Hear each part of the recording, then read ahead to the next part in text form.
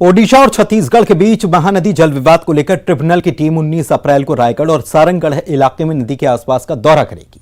माना जा रहा है कि टीम में छत्तीसगढ़ के साथ ओडिशा के जल संसाधन विभाग के अफसर भी रहेंगे। उधर छत्तीसगढ़ के सीएम भूपेश बघेल ने जल विवाद का मामला ट्रिब्यूनल में जाने पर निराशा जताई है। देखिए रिपोर्ट।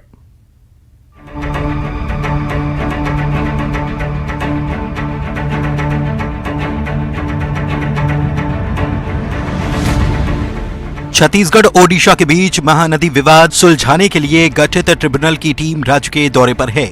यह टीम 19 अप्रैल को रायगढ़ और सारंगगढ़ इलाके में नदी के आसपास का दौरा करेगी। इसके बाद ओडिशा में 29 अप्रैल से 3 मई तक निरीक्षण चलेगा। करीब 4 साल से ट्रिब्यूनल में इस विवाद की सुनवाई चल रही है और माना जा रहा है कि अब ये अंतिम चरण में है। छत्तीसगढ़ ओडिशा के बीच इस विवाद की मुख्य वजह है ओडिशा का हीराकुंड बांध। हीराकुंड बांध महानदी पर बना है जो छत्तीसगढ़ से बहकर ओडिशा में प्रवेश करती है। दोनों राज्यों के बीच महानदी विवाद की शुरुआत 1983 में हुई और 2016 में यह विवाद सुप्रीम कोर्ट पहुंच गया। ओडिशा ने आरोप लगाया कि छत्तीसगढ़ में महानदी पर बने बांधों के चलते नदी की धारा प्रभावित हो रही है और हीराकुंड बांध में पानी का लेवल लगातार कम होता जा रहा है। ओडिशा का कहना है कि महानदी के सूखने का खतरा बढ़ चुका है, जिससे राज्य के आम लोग, किसान, उद्योग और पूरा पारिस्थितिक तंत्र प्रभावित होगा। 2016 में ओडिशा सरकार की शिकायत के बाद 2018 में ट्रिब्यूनल का गठन किया गया, लेकिन छत्तीसगढ़ सरकार का मानना है कि ये मामला ट्रिब्यूनल में नहीं जाना चाहिए था। लंबे विवाद की वजह से छत्तीसगढ़ में महानदी पर सरकार बांध नहीं बना पा रही है।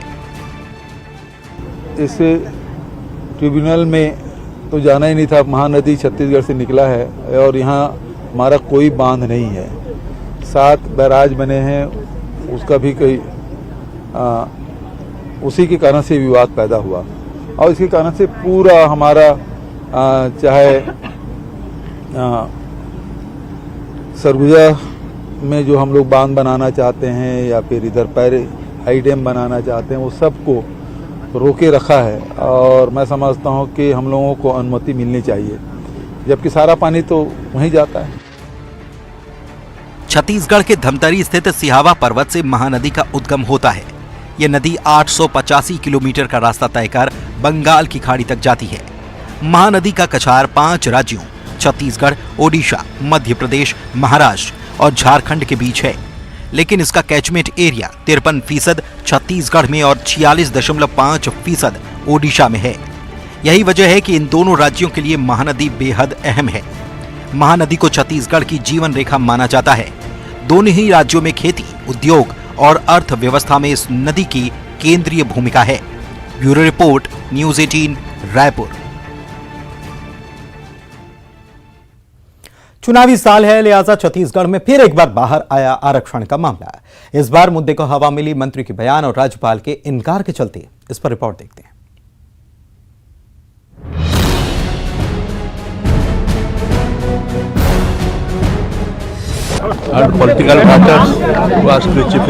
राज्यपाल से आग्रह करते हैं कि वो प्रदेश के विकास में योगदान दे। Governor has some limitation. Bharatiya Janata party के लोगों के बहकावे में ना आए।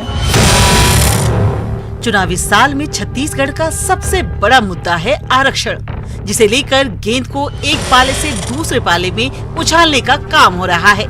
तत्कालीन राज्यपाल अनुसुईया उइके तो फिर भी जवाब देती थीं, लेकिन नए राज्यपाल विश्वभूषण हरिचंदन लंबी लाइनों में जवाब नहीं देते। चंद शब्दों के सहारे सब कुछ साध लेते हैं।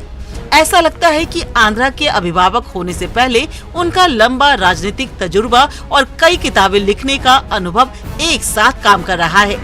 दरअसल राज्यपाल से राजभवन में अटके पड़े आरक्षण बिल पर हस्ताक्षर को लेकर सवाल पूछे गए, यहाँ से वहाँ से, दाएं से बाएं से, लेकिन कुल जमा 1 दर्जन से कुछ अधिक शब्दों के सहारे राज्यपाल ने साफ कर दिया कि सरकार का रास्ता इतना भी आसान नहीं।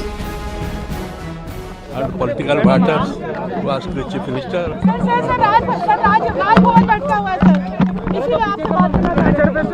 Governor has some limitation, that's what, don't ask all this question. लेकिन बहुत संवेदनशील मामला है सर, किसको बोलिए।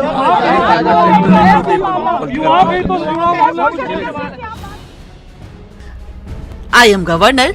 This is political matter. Governor have some limitation. Ask to CM. बस इतना ही कहा गवर्नर ने, लेकिन ये पहला मौका नहीं। शपथ की औपचारिकता के बाद अगर राज्यपाल ने सबसे पहला बयान दिया था तो आरक्षण बिल को लेकर ही। तभी उन्होंने साफ कर दिया था कि राजभवन का रास्ता और कठिन हो गया है। इधर कांग्रेस लगातार हमलावर है। अब तक इंतजार की मुद्रा वाली कांग्रेस आक्रामक हो गई है। नगरीय प्रशासन मंत्री शिव डहरिया ने कहा कि पुराने राज्यपाल की तरह नए राज्यपाल भी बीजेपी के प्रभाव में विधेयक को अटका रहे हैं, जानबूझकर साइन नहीं कर रहे।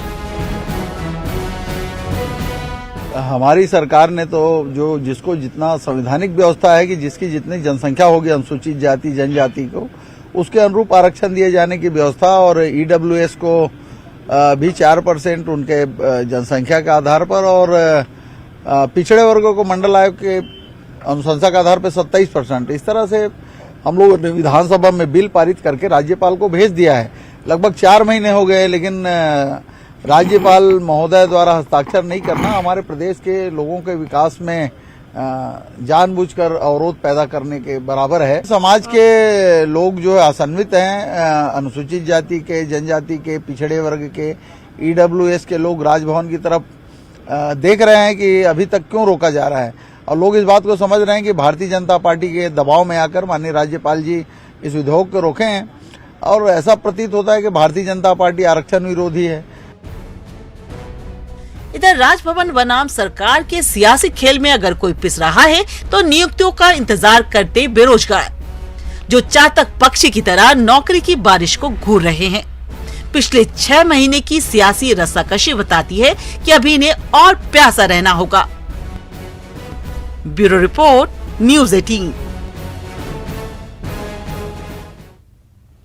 और इधर बीजेपी का कहना है कि कांग्रेस चाहती ही नहीं कि आरक्षण लागू हो। पहले हाई कोर्ट में अपने ही लोगों से पिटीशन लगवाकर 58% आरक्षण को रद्द करवा दिया। एक 82% आरक्षण का विधेयक कांग्रेस ने लाया था, उसे पास ही नहीं कराया। राज्यपाल भी सहमत थे उसमें।